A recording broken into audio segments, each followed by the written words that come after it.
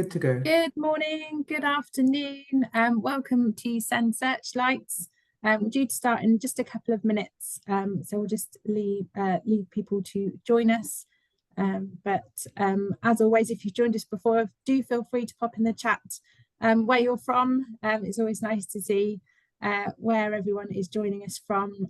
Currently here in the UK, where I am particularly, it's grey and rainy, so it's always nice to know if people are from a nice, hot, sunny place that we can dream of being there. But yes, please do Yes, pop in the please. chat.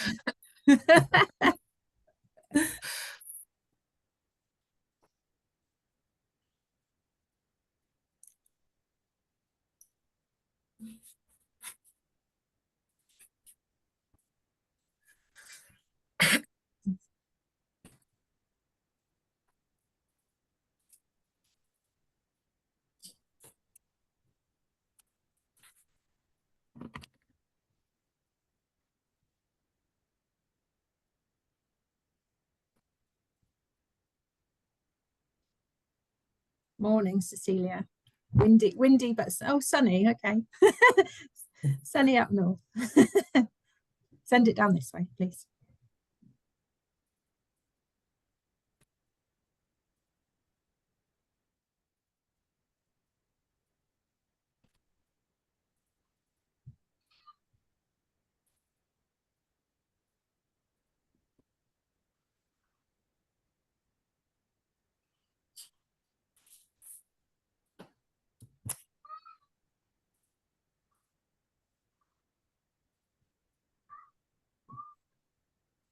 Just give it one more minute.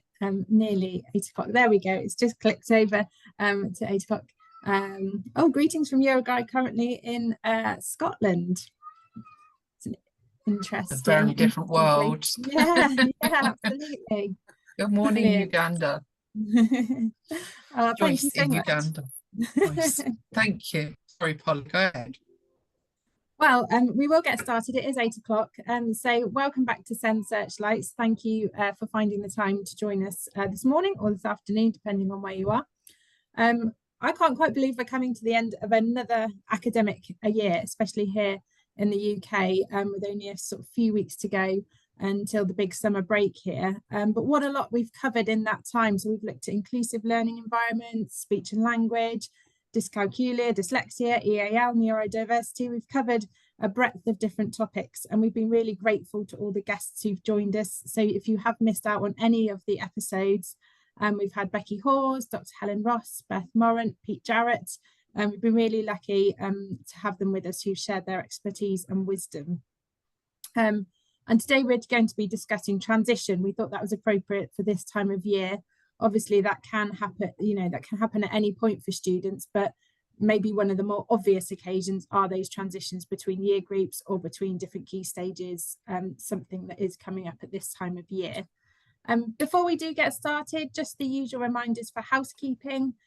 Please do stay on mute, but if you do have any comments or questions or want any clarification on today's topic, please do pop your questions in the chat box so we don't miss it. We do try and look at those questions as we go along, but if we don't get to them, we'll follow up afterwards. And any new questions for future webinars can be submitted using that registration form, and you should get that after the webinar today, along with the recording of this one. We've also got a couple of links to share today, so you'll get those resources as well. So as I mentioned, our theme today is transition. So without delaying any further, I will hand over to Emma. Good morning, good afternoon, good evening. We don't ordinarily use a slide deck, but because there were so many things that we wanted to be able to share with you today, and we try deliberately to keep our sessions nice and tight because we know how busy you all are and how valuable your time is, we've tried to speak a little bit to the messages of transition, but also to put some things on screen. Now, we will make sure that this mini slide deck, and there are only a handful, is available to you as part of the registration registration process will be in our micro site underneath the episode. So if you do want to come back to it, once it's uploaded, you'll be able to find those resources there. So don't feel as though you need to be doing lots of screenshots, although you're quite welcome to do, of course. So we know that when transitions are successful, children and young people will thrive. They'll develop those new friendships, they'll maintain or even improve self-esteem, and they'll become more confident and engaged with the school and work and get used to the new routines and the environments really quickly. And perhaps really importantly, from our perspective, we'll be making sure that they experience high levels of continuity for curriculum with appropriate levels of challenge for their learning, personalised to them. But achieving all of that does require careful planning and collaboration, communication with families, with other schools, with other stakeholders, and in some cases those stakeholders might include external professionals, of course. And so the best plans are those that are made as early as possible. So we're very aware that you will have probably laid some really solid groundwork across the academic year, and we do know that different colleagues who are joining us today will be at different stages of the academic year depending on their curriculum. And so although our kind of lens is towards the end of the academic year, you might find that you're in a position where you can start to be planning a little further ahead. And so the other thing for us to bear in mind is that the success of a well-planned transition goes long after the actual transition itself. And so we're always sort of planning ahead for a learner to be thriving and successful in their environment. Now, today we're going to focus on a couple of key transition points, those that we perhaps feel are either very, very often part of our conversation, or one that maybe we overlook a little bit. But before we do that, I'm going to talk about transition in general. So Polly will be talking about that sort of move from the first stages of education into more formal secondary or high school education. And again, we're very mindful that our language might be quite UK centric. So there we've got learners who are moving out of a primary setting, so around about 10, 11 years old, into a high school setting where they go on to do their formal examination. So please do apply that thinking to the context within which you work. And then that point at which learners might be leaving education and either going on to further studies or perhaps even into the workplace. And that is just as important as our role as educators to make sure that they are life ready. And so Debbie will be talking a little bit about that. What we hope to be able to do today is share some practical tips and tricks for you and strategies. But we know that this list is not exhaustive, and we know that we are and joined by many experts who are doing this job every day. So if you've got some particularly tried and tested things, please, if you're comfortable, share those in the chat, because we want to learn together. So what I would like to begin with that general oversight then in terms of what it is that we could consider for planning transitions in general between learning settings. And as we say, this is something that's best to do as much in advance as you can do. But we also do need to bear in mind that although our focus as educators should be prioritised around the learner, it can be quite a challenging time for families, those processes of transition, whether that's from one school in a country to another school in a country, or into a different country, or a learner who's just starting school for the very first time and leaving the home learning environment. So we do need to try and make sure that we're engaging families as much as we can and as early as possible in that process in order to build their confidence and familiarity, because those trusting relationships will stand you in good stead through their journey in your setting. And as always, and we get so that we say this nearly every time we meet, it's not a one-size-fits-all model, is it? We need to think about the needs of every child as an individual. What are their strengths? What are their perceived challenges? And how can we support both in terms of their development through age and stage? And so using a graduated approach, we've used that language before, will help us to accommodate for each learner's needs as they build and create those strong relationships, both with us as adults, but also with their peers. So on the right hand side of your screen, I'm focusing my thoughts around that general transition about the importance of relationships. And we know that by developing those positive relationships, peer on peer and between adults and other children and young people in different circumstances, the learner is likely to be more successful. They're likely to get that sense of belonging and connectedness with their environment for learning, which will enable them to access everything they need to by removing those barriers early. Now, there are a lot of different ways in which schools will support that relationship building. Many schools, through my own experience when I was in school, might use something called a moving up day. You might call it something slightly different, but this is essentially where pupils will regroup into their new class cohort, and they'll move up for a period of time, often an afternoon, and they'll spend that time with their new teacher in their new classroom. Logistical challenge getting everybody where they need to be, but there isn't anything these days, is there, to stop us to think about the way that we could use technology in an innovative way to help that to be a more personal experience. So yes, there's still huge value in that opportunity to get into the physical space, but if we've got a learner who might be a little bit anxious about some of that change, or might need just some pre-exposure to environment and to the people, then what role technology plays, helping them to become familiar with those environments within the security of their home learning environment could be really powerful. So a talking head from their new teacher, a quick video snap, a walking tour of the classroom to familiarize them with the setting, or even images can be really great examples of the way in which we can start to familiarize learners with that new environment. And then they would have access to those during that summer break, in our instance, to become confident, ready for that first day at school. Now, another great example does lead us neatly into our first of two key phases. As a past primary practitioner, I was based within a through school. So one of the things that I know that our teachers worked very hard to do was to build those opportunities for bridging projects. That's the third bullet point down there.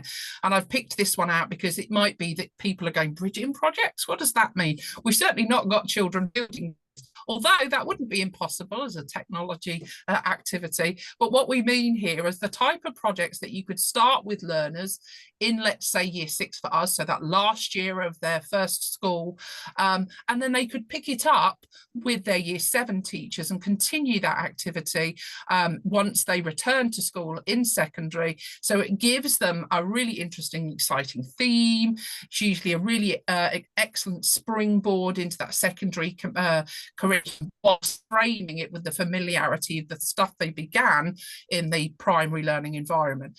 So Polly's going to dig into a little bit more about that primary to secondary transition in just a second. But before I hand over to Polly, just a reminder that that graduated approach is no different to in any other aspect of inclusive education provision. So when we're thinking about a tiered support for transition, we thought this visual might help you to think about what we mean. So that widest band across the top would be the type of universal strategies, those that could apply to all learners and benefit all learners equally. But then depending upon the breadth and depth of need for your individual, perhaps you'll need to put in something a little bit more targeted. So maybe there's a particular group of learners that might be vulnerable for whatever reason in their context that would benefit from that universal support, but also some targeted focus support as well. And then as we move through that inverted triangle, then we start to move towards more personalized or specialist support. And that's often for learners who have more complex needs, but it might not be. So hopefully you will be able to refine the types of strategies that you're putting into place to support those learners wherever they might be in terms of their need. So I'm going to hand over to Polly now, who will talk to you a little bit more about that primary to secondary transition. Polly. Thank you, Emma. Well, as many as you might know if you've joined us before, I was also a SENCO within the primary setting. Part of my role was to plan that transition that Emma was talking about, those logistics of moving classes to classes, and what each group was going to be doing. And that always began in earnest at this time of year. It was a really busy time of year to plan all that. And for many children, second only really to starting school, that most significant period of transition is from that primary education to the secondary education setting. And as Emma referred to, it's also a time of apprehension for parents. Within that primary setting, teachers are all very familiar. There's sort of a comfort knowing that your child is really well known by all teachers as they move through the primary phase. It does become a bit of an extended family, and that starts to change as you move to secondary education. So actually it can be just as daunting for the parents as it is for the children. And actually this year that's something I'm going to go through. So this is all very relevant at the moment. Interestingly, Daniel Sable, who's founder of Inclusion Experts, recommends that for those particularly vulnerable students, readying those families and students for that move on to secondary school can start as early as year 5, so that year before the actual transition year, to allow those relationships and support structures to develop. So that does mean preparing a child well over a year in advance. And again, just on a personal note, my daughter's school arranged taster days at local secondary schools earlier this year. So she's currently in year 5, so not quite at that point of transitioning across. But actually, it was great to see how much she enjoyed it, how excited she is about that change. That might change as we get a little bit closer. But actually, it's great that some of the mystery and the unknown of that secondary setting has already been addressed. Also, something else to mention, that while pupils are getting ready to change schools, in addition to those changes happening around them, they may also be dealing with the start of adolescence, and all that brings as well. So lots going on. Children are often very aware of the changing expectations that come with the move to a secondary setting. They're mindful that adults will be expecting an increase in maturity and that independence and organisation. The environment is bigger, there's more people, so lots to consider and think about. Some children may be anxious about how peer groups may evolve. So if you're somewhere where actually there might be a selection of different secondary schools to choose from, there'll be that anxiety around where their friends are going. Will they make new friends? Will they keep their current friends? How do they make new friends? So lots to consider alongside just that secondary education as well. There's so much, there's a broad range of things to explore. So it's therefore important to provide really explicit opportunities for them to explore those concerns and to ask those questions. So it's important that we provide strategies to empower them so they can navigate that new landscape. So as Emma's just popped on the screen there for our slides for the moving into secondary education, effective communication is vital for building those strong and trusting relationships. An embedded ethos of co-production where pupils, families, staff, external professionals work together to plan for that success of moving into secondary. Information sharing can be and actually should be managed over time, and it's about providing the right information at the right time. So for students, this could be sharing a teacher biography, they could be looking at the new timetable, looking at the reading list. For parents or carers, arranging a meeting so that they can share their perspectives, ask questions, they can talk about information, uniform requirements, looking at the school calendar of events, but this should be done over time and not all at once. It's just too overwhelming to have all this information sort of thrown at you at once, so sort of drip fed as and when appropriate is vital. And also let's think about visual aids. They're invaluable tools that help children to manage transition. They make those abstract concepts much more concrete and really helps you to retain the information as well. So when we think about what that might look like for secondary students, that might include a map of the school with their specific timetable. And as a previous teacher, it can be color coded.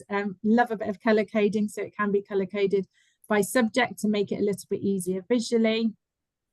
And for those primary pupils, that might include photos of new classroom, where you need to put things. So where did your bag go? Where did your lunch go? Pictures of teachers with name labels. All of these things help anybody at any age, really. I'm terrible at remembering names, so a photo and a name is really helpful. And often some schools create transition booklets that actually pupils can keep with them for as long as they need. So that's something that actually over time students might not rely on as much, but actually it can be there to refer to. Just something that we used to do within our own setting, we always arranged two-way visits. So that meant that key members of secondary school staff would actually come and meet the students within the primary setting, and then vice versa, the primary students would go to the secondary. But it meant that pupils would be able to meet new members of staff, but actually within the setting that was familiar and comfortable to them. So actually they felt comfortable to ask questions that they might not have done if they were all in the secondary setting. Some circumstances might be appropriate to introduce a transition buddy. So that might be an older student but has similar interests that actually can operate as a bit of a mentor. And again, that might just be for the first few weeks whilst students are settling in, but it might be a lifelong friendship. So just lots of different points to consider. One-page profiles are a powerful tool for children. And actually families can play a huge part in this as well. So families can contribute to them just to help to introduce themselves to their new teachers. And that can include any information that the pupil feels is relevant and important. So it could include areas of interest, challenges they're expecting, strategies that work. And as students get older, these documents might become more targeted and put into more explicit transition plans that involve more input from parents, outside agencies, school actions. So again, something that can be built on as we go through. And for those children with specific needs, we used to arrange team around the child meetings. So that would include a lot of collaboration from many different services. So it might be teachers, it might be outside agencies, of course, parents and carers, and planning these meetings before and after transition, ensure that all perspectives are considered when you're planning and helping towards a successful transition. And I think one of the key bits from primary to secondary is that actually you plan everything beforehand, but it's continuing in that plan once those students have transitioned across to secondary. So something else that we used to do in school is we used to go and visit the students when they'd entered year 7 into the secondary phase. For a couple of months afterwards, we'd sort of drop in and just check in on them and check how they were doing. So they knew that they weren't forgotten from their primary phase, they had just moved on across. Now, before I hand over to Debbie, who's going to talk about sort of life after school, we are just going to launch a quick poll, and we'll give you a couple of minutes to fill in that poll. And really, if you would like to speak with one of our colleagues about any resources that we have, which might help support you with learners at key points of transitions, please do share your details. It'll help, we can then share any resources. So if you would like to get in touch, please do fill in that poll. I think it'll be launching any second now, so I'll just give a couple of minutes. They're like magic.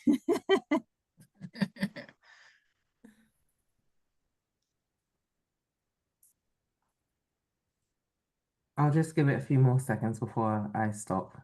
Thank you.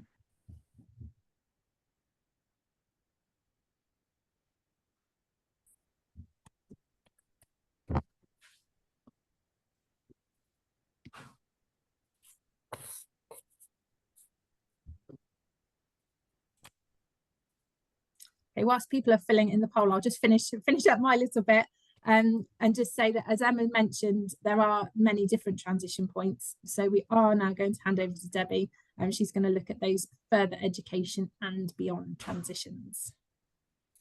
Thank you, Polly. Like Polly and Emma, my background is also in special needs. I worked in an SEMH all through school, which ranged from primary right through to post-16. We worked very hard with our students to transition them from year 11 or post-16 to further education, or in some cases onto the workplace. Early planning for transition is crucial, particularly for SEND students, and should begin as early as maybe year 8 or 9, and should involve a collaborative approach with students, parent carers, colleges, and support agencies, all of them working together. Good organisation is key to ensure a successful transition journey. Regular careers advice, giving effective information, support and guidance, whilst encouraging the students to explore their own interests, hobbies and potential pathways. This will enable the students to have a greater understanding of what is available for them and allow them to work towards their goals in an achievable way, using their natural talents and skills for them to make informed choices. Work experience placements in year 10 can also be a valuable experience for students. However, it is important that these are very carefully planned and tailored and well supported for SEND students. They may require additional support, for example, one-to-one mentoring, social and emotional support, simplified instructions maybe, or clear, concise communication. Shorter placements in different settings can also be very valuable and beneficial to provide insights into different careers. Collaboration between the student, school, parent, and the business is essential if the student is to have a successful placement. Providing these opportunities can help develop skills, improve student social skills, and provide valuable insights into employment for the student. A quote from the Careers and Enterprise company is, "As with all young people, multiple encounters with work facilitates effective transitions after school. Young people with SEND are significantly more likely to be employed after school when they have had some form of work experience." Regular visits to post-16 settings are also vital in allowing SEND students to make a smooth transition from school to further education or employment. These visits allow the student to familiarise themselves with the new setting, get to know staff and key workers, build relationships to help them feel secure in the new environment, and allow them to understand the differences between the new setting and their previous one. Open evenings will give them the opportunity to meet their new peer groups and allay any fears of building new friendship groups.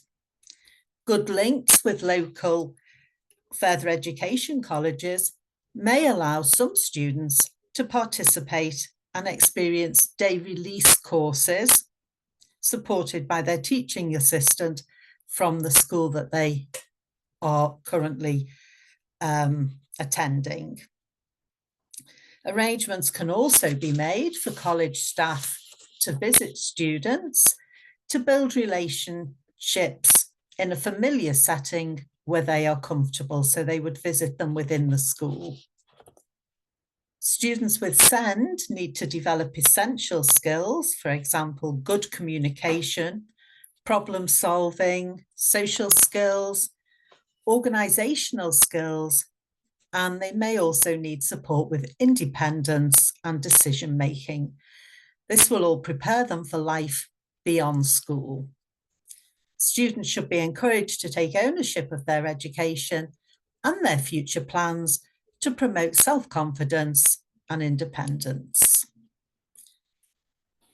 It's a good idea to hold regular person-led transition meetings to guarantee that progress is being made and ensure that the students feel able to voice any concerns or worries that they may have.